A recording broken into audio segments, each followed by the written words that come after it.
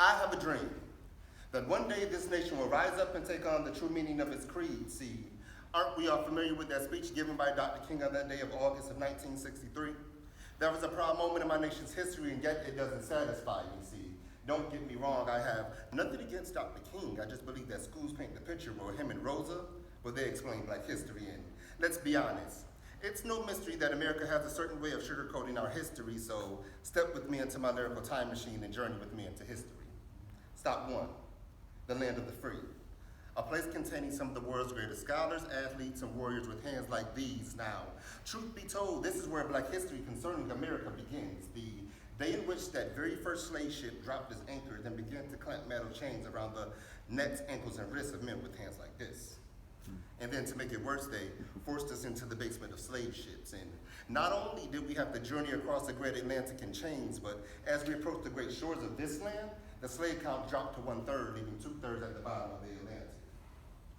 Stop two, the land of the free. Now that must have been America's way of using that literary device we learned called irony, because she was everything but free, see.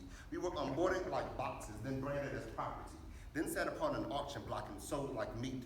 We were stripped of everything, our name, our land, and most of all, our humanity, sentenced to a life of manual labor. Stop three, the plantation. That has a nice ring to it, don't you think? The agricultural prison where we were forced to work for free, occasionally beat with whips until our backs made the whips leak. And to think, the same place where my grandmother's great-great-grandmother might have been forced to do something simply because somebody believed she was his property.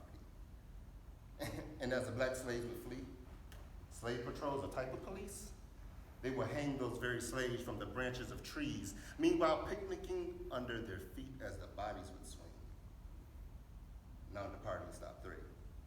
And on that day that America wanted to let freedom ring, see, Uncle Sam must have been shaking in his boots because Negroes were doing things. Our ancestors left plantations and began to form cities. Slave turned businessmen, and business was booming well until America went ahead under its infamous white sheets, and in the night would raid our homes, rape our women, then burn our cities.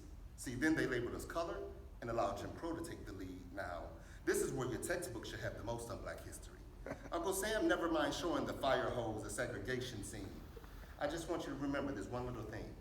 Rosa Parks and Martin Luther King, they only measure a foot when it comes to a mile of Black history, so although the battle is not over, we must still achieve, so take the armor and let's proceed.